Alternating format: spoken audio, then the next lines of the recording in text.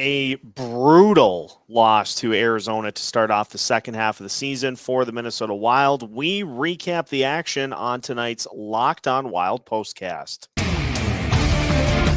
You are Locked On Wild postcast, part of Locked On Sports Minnesota, your team every day.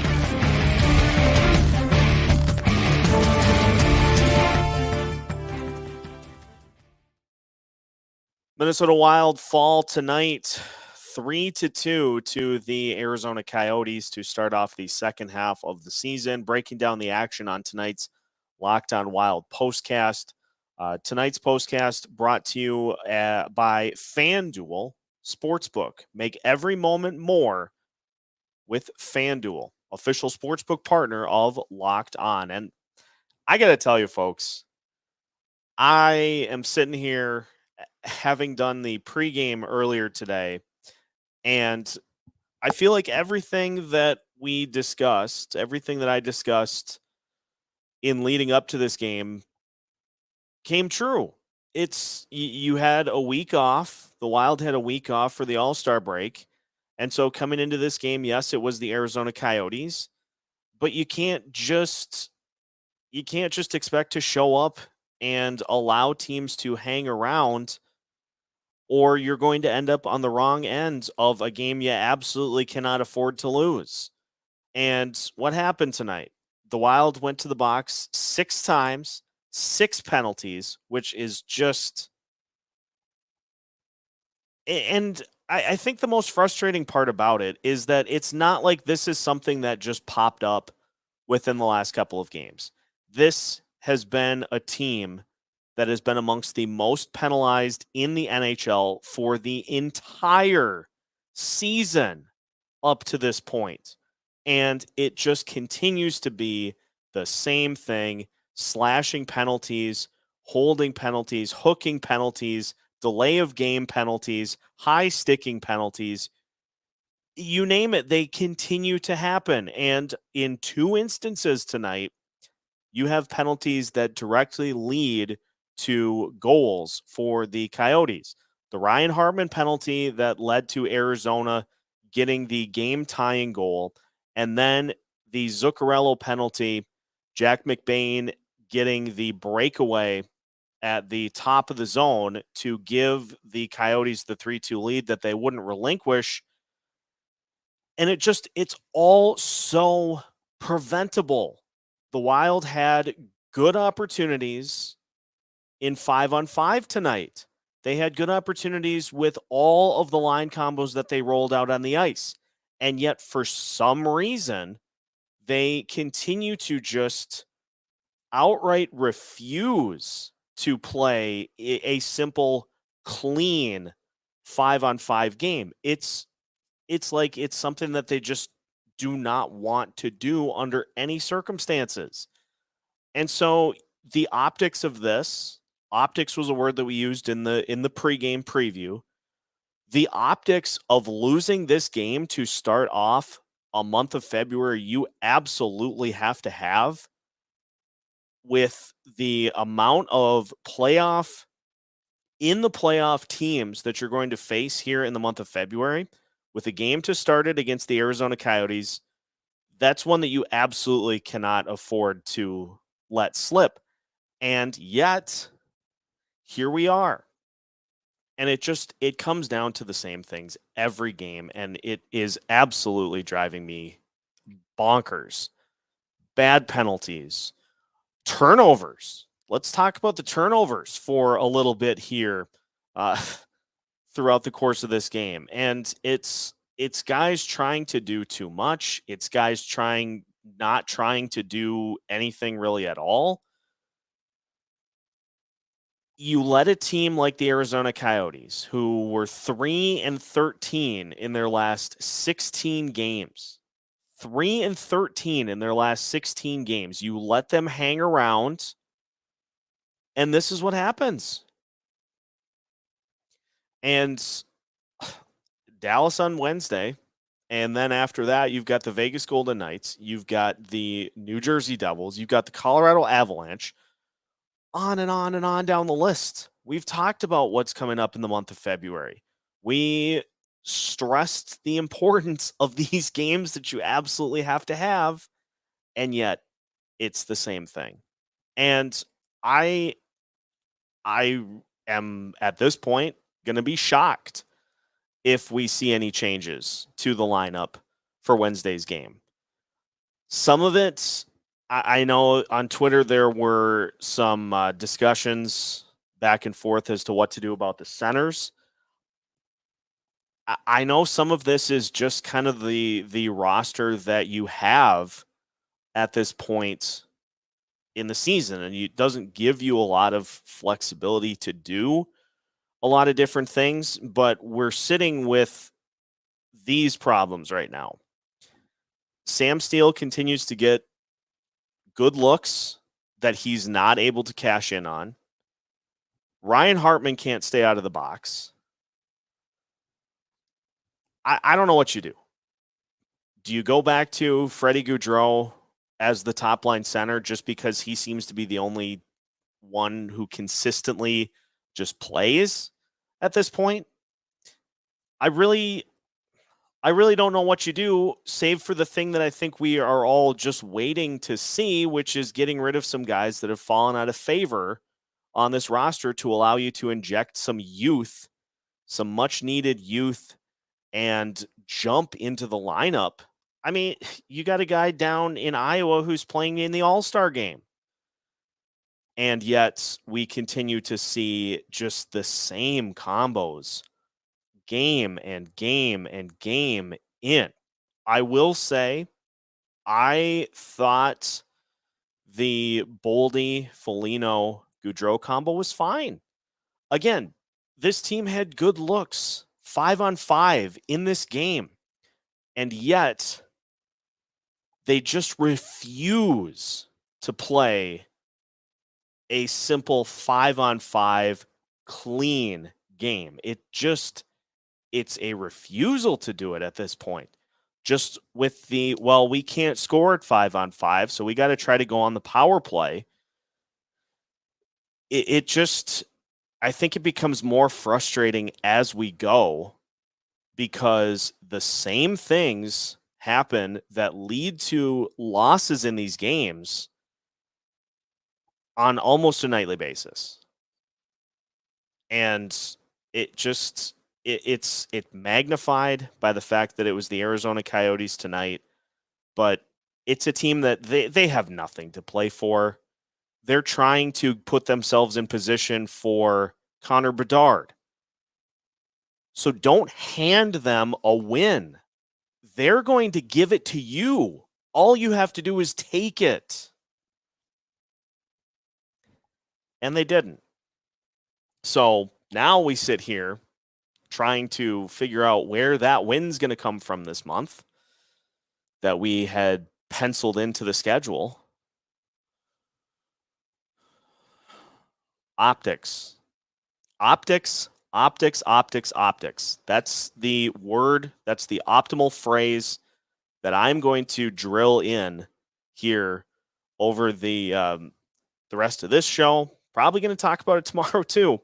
This is a bad loss, but the optics of it coming off of the All-Star break make it infinitely worse. So, I mean, at this point, you just have to turn the page and you have to go win a game against the Dallas Stars. So we'll talk about that as we look ahead to what is coming up for the Minnesota Wilds. We'll talk about all of that, and we'll put the finishing touches on a 3-2 loss to the Arizona Coyotes. That is coming up after this.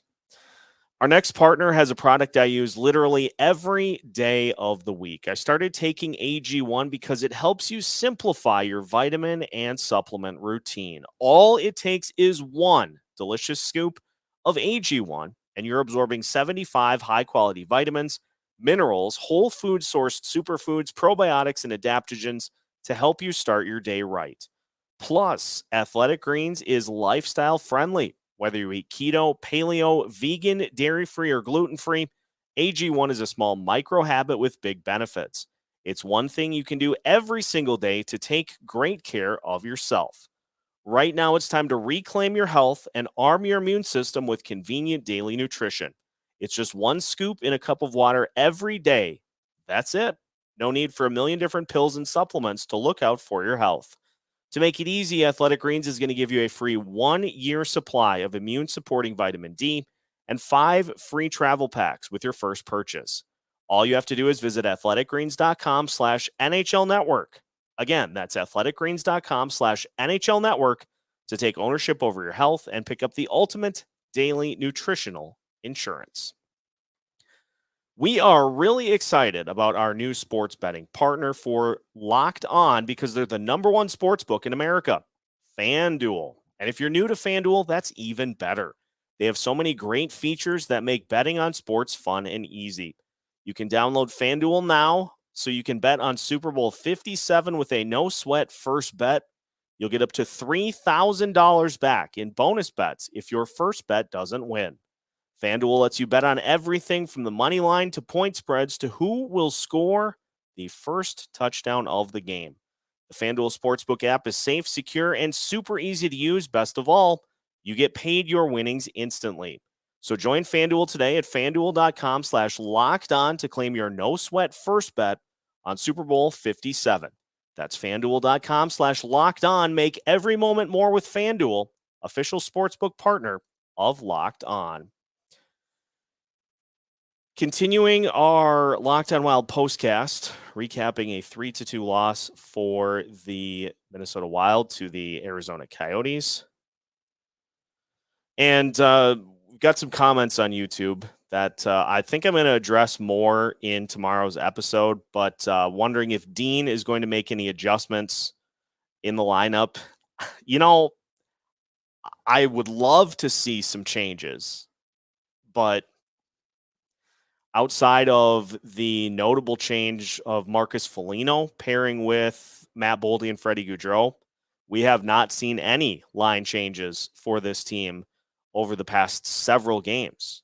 And beyond that, we really have not seen any changes. And this is, I think, something that is the fine line that Dean walks as a head coach, is when this team is winning, as they did last year, we all thought it was great. Hey, you lose a game, but Dean is going right back to the same line combinations to allow them the opportunity to kind of play through it and get back on track.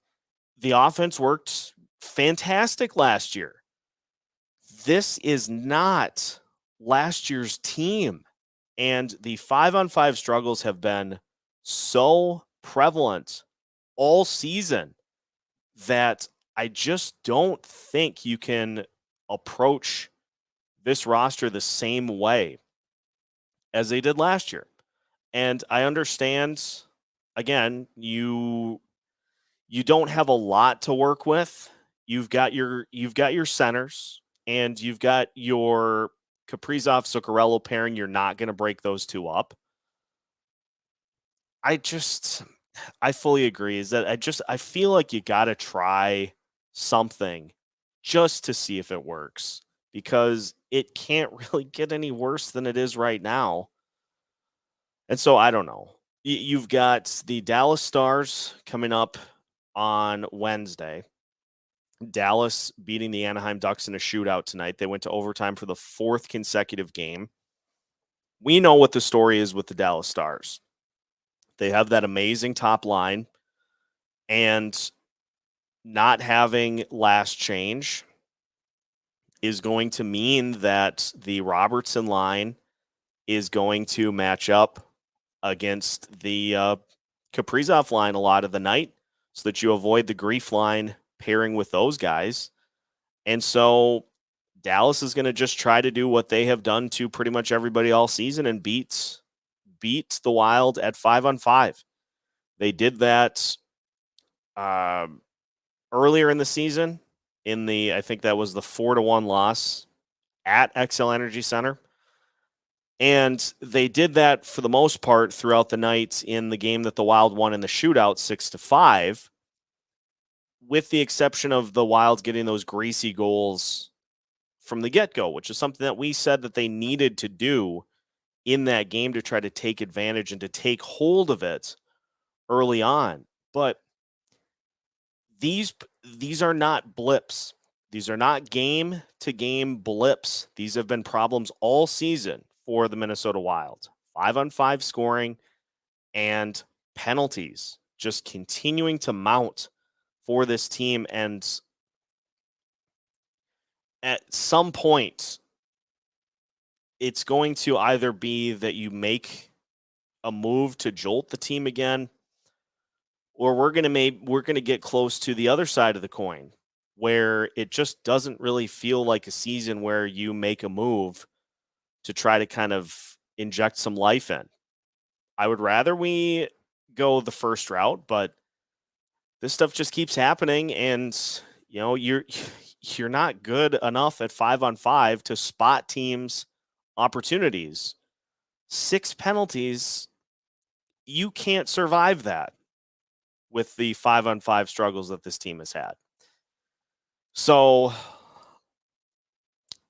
I don't know.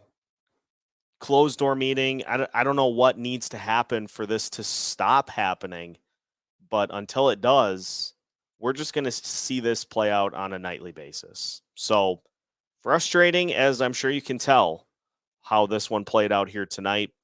But we'll see if we can throw some suggested fixes into the audio sphere to see if that's something maybe that the Wild consider. But for tonight, that will wrap it up for our Locked On Wild postcast, as the Wild fall by a score of 3-2 to the Arizona Coyotes. Make sure that you check out everything that Locked On Wild has to offer from a content standpoint, both pre and post games, as well as full episodes all throughout the week. Follow along so you don't miss out on anything Minnesota Wild related, as we keep you up to date all season long. We've got new episodes every Monday through Friday as part of the Locked On Sports Podcast Network.